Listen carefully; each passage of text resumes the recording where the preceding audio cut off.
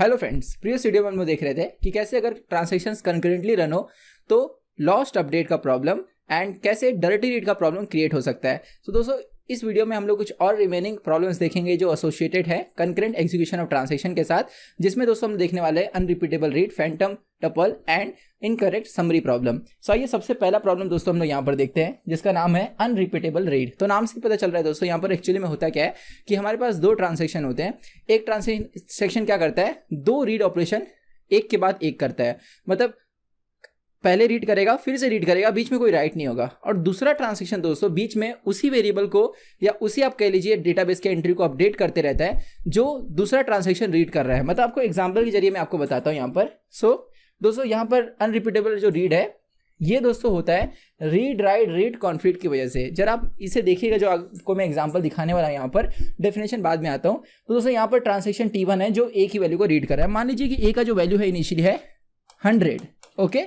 तो T1 initially ए की value क्या मिलेगी, उसे 100 मिलेगी। और फिर से दोस्तों वो सेकेंड टाइम रीड यहाँ पर परफॉर्म कर रहा है।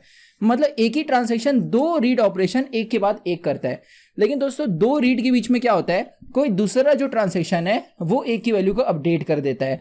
सो यहाँ पर क्या हो रहा है कि ए की वैल्यू दोस्तों a=a+90, मतलब 100 थी तो क्या हो जाएगा 190। और जब राइट ए होगा तो बफर में अपडेट कर दिया जाएगा ए का वैल्यू। इसलिए जब दूसरी बार दोस्तों ये रीड होगा तो बफर से जब ए फेच किया जाएगा तो इस ट्रांजैक्शन को जो पहले 100 दिख रहा था तो दूसरे रीड के बाद उसे 190 दिखेगा। ट्रांजैक्शन अभी तक कंप्लीट नहीं हुआ है। मतलब एक ही ट्रांजैक्शन में दोस्तों दो एक के बाद एक जो रीड ऑपरेशन है, आप कह सकते हैं यहाँ पर कंसेक्यूटिव दो रीड ऑपरेशन दोस्तों एक ही दो डिफरेंट वैल्यू दे रहे हैं। तो यहां पर क्या होगा दोस्तों, आइसोलेशन प्रॉपर्टी ब्रेक हो जाएगी। मतलब इस ट्रांजैक्शन को पता चल गया कि कोई दूसरा ट्रांजैक्शन बीच में इंटरफेयर कर रहा है। मतलब आप ही जरा सोचो कि ये कुछ ऐसा ही हुआ कि रेलवे में आप अगर रिजर्वेशन टिकट बुक कर रहे हो तो आपने जस्ट अभी देखा कि 80 सीट्स खाली है, पेज रिफ्रेश किया तो आपने देखा अभी एक भी सीट नहीं खाली है, राइट। तो आपको पता चल गया कि बीच में किसी ने बुकिंग कर ली।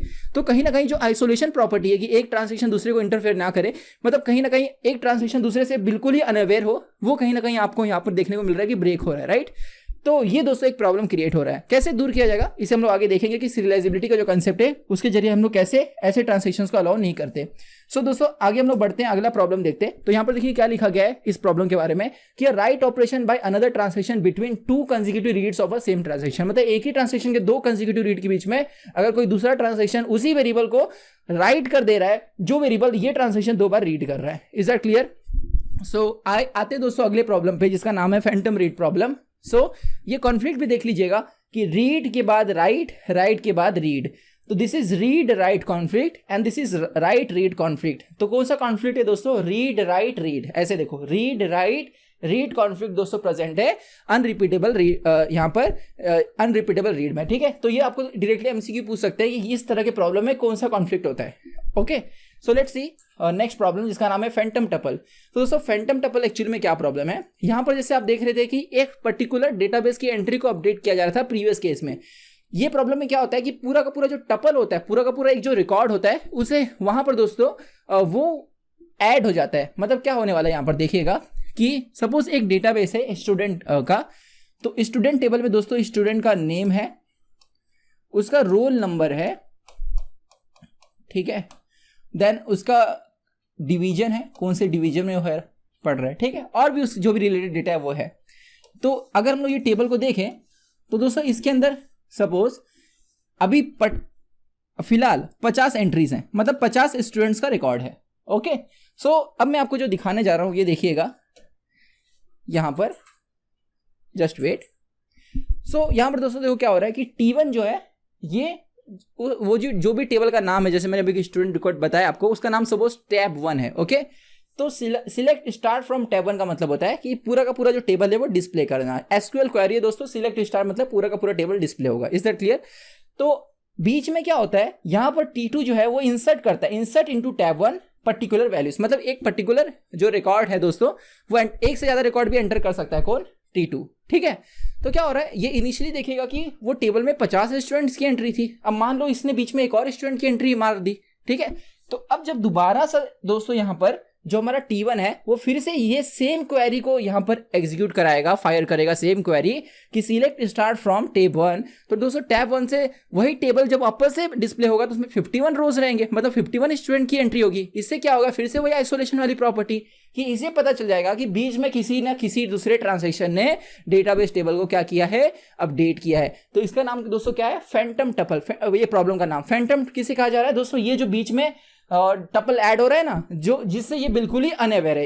इसने दोस्तों सेम क्वेरी अगर 2 बार फायर की तो इससे ऐसा लगेगा कि यार फिर से वही दिखना चाहिए, लेकिन वही सेम दोस्तों रिजल्ट नहीं मिलता है, एक्स्ट्रा टपल्स दिखते हैं। किसकी वजह से, इसकी वजह से। क्या बोला जा रहा है, same query results different tuples when executed twice due to insertion of some tuples in between 2 consecutive query execution. मतलब यहाँ पर सिलेक्ट स्टार्ट टैब 1 मतलब टेबल को 2 बार डिस्प्ले किया जा रहा है, लेकिन दोनों बार टेबल की अलग अलग दोस्तों वहां पर एंट्रीज दिख रही है।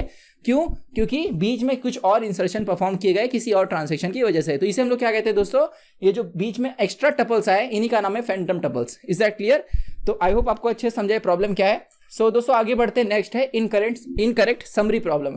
अब ये इनकरेक्ट समरी प्रॉब्लम क्या होता है कि डेटाबेस में पर्टिकुलर रिकॉर्ड्स जो होते हैं उनके ऊपर एग्रीगेट फंक्शन कंप्यूट किया जा रहा है। फॉर एग्जांपल 3 वेरिएबल्स है और तीनों वेरिएबल्स का सम फाइंड किया जा रहा है, और बीच में क्या हो रहा है, कोई दूसरा ट्रांजैक्शन उन्हीं वेरिएबल्स को अपडेट कर रहा है। तो दोस्तों जो ट्रांजैक्शन उन वेरिएबल्स के ऊपर एग्रीगेट फंक्शन कंप्यूट कर रहा है, जैसे मैंने बताया सम कंप्यूट कर रहा है, उसे गलत रिजल्ट मिल सकता है। कैसे जरा देखते हैं। तो इसके लिए दोस्तों यहाँ पर डेफिनेशन पे बाद में आऊंगा। देखिए यहाँ पर हमारे पास सपोज 3 एंट्रीज है डेटाबेस में, k x y की। k की वैल्यू 50 है, x 100, y 200। ओके, तो दोस्तों सम क्या है इनिशियली 100, 200, 300 प्लस 50, 350। सो इस ट्रांजैक्शन को दोस्तों देखिएगा एग्जीक्यूशन को, जिसमें 2 ट्रांजैक्शन T1 है और T2 है। T2 दोस्तों तीनों वेरिएबल का सम फाइंड करता है। T1 को भूल जाओ, पहले T2 को देखो। सो T2 क्या कर रहा है, यहां पर आप देखोगे कि sum equals to sum plus k। तो सम का इनिशियल वैल्यू दोस्तों 0 है, यहां पर मैंने लिखा नहीं है, sum initialise to 0। Okay, so sum equals to sum plus k। k क्या है दोस्तों 50, तो सब में 50 जाएगा। फिर रीड x, पहले रीड यहां पर दोस्तों k किया गया, फिर x को रीड किया जाएगा, फिर x की वैल्यू को सब में ऐड किया गया। x की वैल्यू क्या है 100, तो सम कितना हो जाएगा दोस्तों, पहले 50 ऐड किया गया, फिर 100 150, फिर y रीड किया गया और सब में y को ऐड किया गया। तो 150 प्लस y की वैल्यू 200, 350। मतलब आपके हिसाब से इसका आंसर 350 होना चाहिए था, लेकिन क्या होता है देखो यहाँ पर ध्यान से कि बीच में कंकरेंटली एक दूसरा ट्रांजैक्शन रन हो रहा है। सो इसकी वजह से दोस्तों क्या प्रॉब्लम क्रिएट होगा, ये ट्रांजैक्शन क्या करता है कि x की वैल्यू को 500 से अपडेट कर देता है। तो x की वैल्यू यहां पर 500 उसमें ऐड हो रहा है दोस्तों, तो कितना हो जाएगा ये 600 हो जाएगा, राइट। तो ये कट करके मैं यहां पर 600 लिख देता हूं। और फिर y की वैल्यू में प्लस 200 कर रहा है, तो y की वैल्यू प्लस 200 होगा तो कितना हो जाएगा 400। तो दोस्तों अगर हम लोग अब सम करें तो 600 प्लस 400 कितना हो गया 1000 प्लस 50 कितना हो गया 1050। इसलिए अगर हम लोग इस हिसाब से भी देखें कि अगर समझो इसने बीच में अपडेट भी कर दिया, चलो कोई बात नहीं, अपडेट तो कोई भी ट्रांजैक्शन कर ही सकता है, तो उसके हिसाब से ये जो फंक्शन जो सब सम फाइंड कर रहा था, या तो ये इनिशियल सम फाइंड करे 350, या तो अपडेटेड कर रहा है तो 1050 करे। यस और नो, मतलब इसके अपडेट के बाद दोस्तों अगर ये k x y की ये वैल्यू है तो सम 1050 होता है। अपडेट के पहले सम कितना था 350 था, एम आई राइट।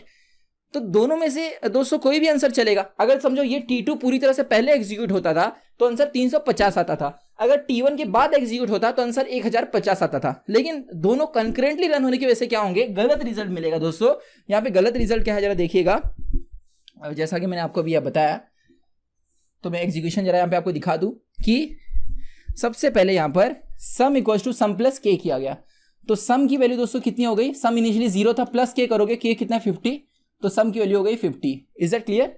तो अब दोस्तों यहाँ पर x को अपडेट कर दिया गया। इसके बाद देखो, इसके बाद ये रन हो रहा है, यहाँ पर बीच में कुछ नहीं है। तो x equals to x plus 500, मतलब x कितना हो गया 600। ओके, पुरानी वैल्यू 100 प्लस 500 600, फिर राइट एक्स भी कर दिया गया। इसलिए दोस्तों अब ये जब रीड एक्स होगा इस राइट के बाद, तो ये रीड कितना होगा, एक्स की वैल्यू कितना रीड करेगा, अपडेटेड वाला 600। इसलिए यहां पर दोस्तों x 600 रीड होगा, x कितना रीड होगा 600 अपडेटेड। तो सम में 600 ऐड होगा प्लस 600, 50 प्लस 600। अब आप देखते जाइएगा। लेकिन दोस्तों ये y की वैल्यू अपडेट करने के पहले ही, y की वैल्यू अपडेट करने के पहले ही यहां पर T2 ने रीड कर लिया y की वैल्यू को, जिससे क्या हुआ, यहां पर पुरानी y की वैल्यू रीड हो गई। मतलब x की वैल्यू तो नई वाली रीड हुई लेकिन y की पुरानी रीड हुई। क्यों हो रहा है? बिकॉज ऑफ कंकरेंट एग्जीक्यूशन, क्योंकि हमने ये फिक्स ही नहीं किया कि कौन पहले होना चाहिए कौन बाद में होना चाहिए, हम कंकरेंटली रन करा देते जा रहे हैं। आगे मैं आपको बताऊंगा इस चीज को हम कैसे अपने हिसाब से ऑर्डर कर सकते हैं। तो प्रॉब्लम क्यों हो रहा है मालूम है ना, कि कुछ न्यू वैल्यू रीड हो रही है, कुछ ओल्ड वैल्यू रीड हो रही है। तो यहां पर दोस्तों y जो है ये न्यू वाला नहीं ओल्ड वाला रीड होगा 200। सो यहां पे प्लस 200, सो आप देखेंगे 600 प्लस 200 प्लस 50 कितना हो गया 850, राइट।